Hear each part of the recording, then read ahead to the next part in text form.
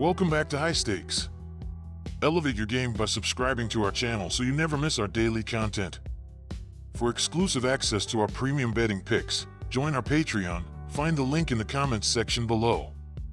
Stay ahead with High Stakes. Alright, folks, here's the magic formula. Fade the Chicago White Sox every chance you get. Seriously, they've been a train wreck this season, and the numbers back it up. Let's break it down. We've got two pitchers on opposite ends of the spectrum here. Sean Manaea has been dealing, going 3-1 in August with a solid 3.52 ERA and holding hitters to a measly .191 average. Meanwhile, Garrett Crochet is out here struggling big time, 0-1 with a 6.91 ERA and a .305 batting average against. That's just ugly. Since the All-Star break, it's been night and day for these offenses too. The Mets, sitting in the middle of the pack, are 14th in OPS and putting up 4.49 runs per game in the second half. The White Sox? Dead last in MLB with a pathetic .591 OPS and barely scraping by with 2.74 runs per game. Given all that, this is an easy call. Take the Mets to win and complete the sweep. Take New York Mets to win. Now, let's talk runs. Both starters have had their struggles, especially Crochet, who's been getting knocked around since the break. Manaea has been solid, but Crochet's ERA is hovering around 6.75, and he's giving up hits left and right. Neither bullpen is exactly elite either. The Mets are middle of the road, and the White Sox are nearly dead last with a 5.01 bullpen ERA. With both teams likely to struggle on the mound, the over on 8 runs feels like a lock. The White Sox pitching staff is a mess, and the Mets should have no problem putting up runs. Take the over 8 runs. The Rangers might be in a slump this season, and let's face it, they're probably not seeing the postseason. But hey, when you're up against a team like Oakland, even a struggling squad like Texas can look like a powerhouse. The A's are sitting at the bottom in just about every offensive category you can think of: runs, hits, RBIs, you name it, they're near the basement. Texas has been far from great too, but they've still got the firepower to handle Mitch Spence and that weak Oakland bullpen. This one's looking like a Rangers win, no doubt.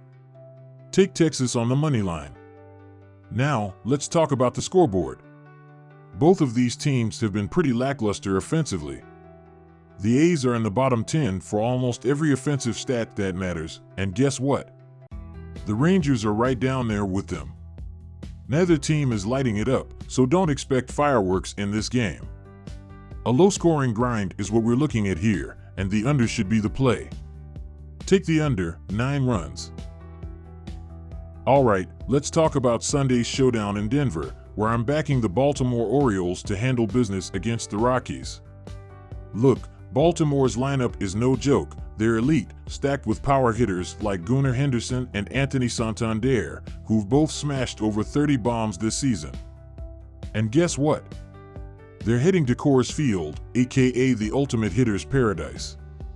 Even though the O's haven't named a starter yet, I'm confident their offense will light it up and bring home the W. On the other side, the Rockies might score a few, but with Cal Quantrill on the mound and his shaky 6.06 ERA since the All-Star break, it's not looking good for Colorado. Take the Orioles on the money line. Now, let's talk totals.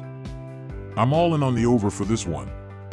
The Orioles have been crushing it all season long with 203 homers, and Coors Field is just gonna add some extra pop to their bats. Facing Quantrill, who's been struggling hard lately, Baltimore should have no problem piling on the runs. And while the O's are still keeping their starting pitcher a mystery, their pitching has been hit or miss this year. That gives the Rockies a decent shot at scoring enough to help push this game over the total. First off, the Giants are straight up killing it at home when facing NL East teams, going 7-3 against the run line as favorites. And with the playoffs in their sights, they're not messing around. The Marlins? Man, they're just playing out the season at this point. With a relief pitcher taking the mound for Miami, San Fran should feast on that bullpen. This game screams a Giants win, and I'm riding with them at -1.5 runs.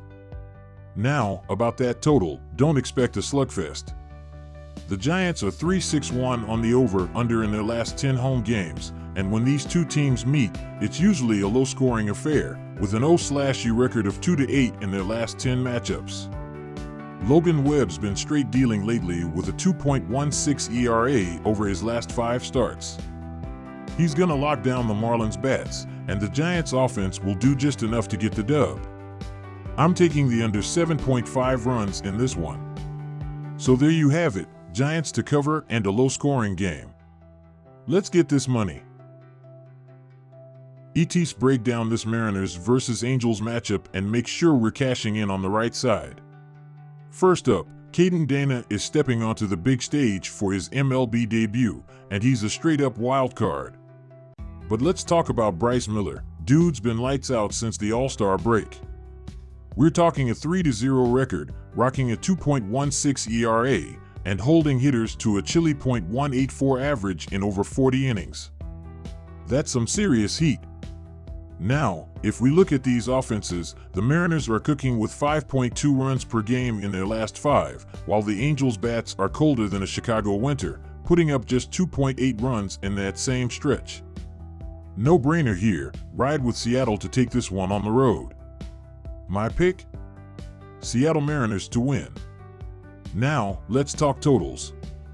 Since the All-Star break, both these teams have been locking it down on the mound.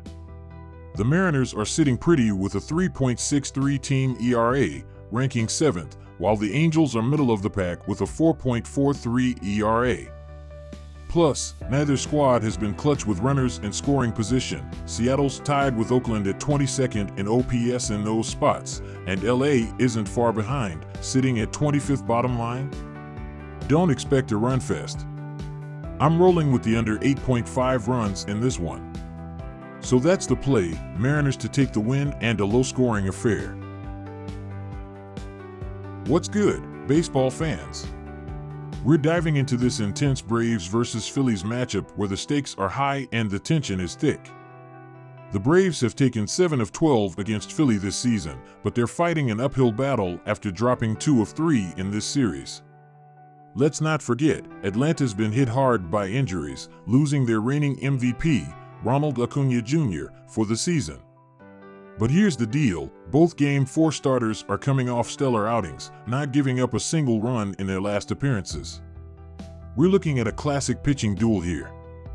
Atlanta's bullpen has been the unsung hero this season, and I believe that depth will be crucial in this matchup. Expect the Braves to rely on some late-inning heroics to snag the W and salvage a series split. My pick? Braves to win. Now, let's talk totals. The first 2 games of this division series saw the over hit, but last game went under. With both starters in Game 4 coming off those 0-run performances, we should see a continuation of that trend. Schwellenbach gave up just 2 runs against the Phillies in his previous start, while Nola did the same against the Braves. This game is setting up for a tight, low-scoring pitchers duel, which is why I'm leaning towards the under. So, to wrap it up, Braves for the win and the under 8 runs. Let's cash in, folks.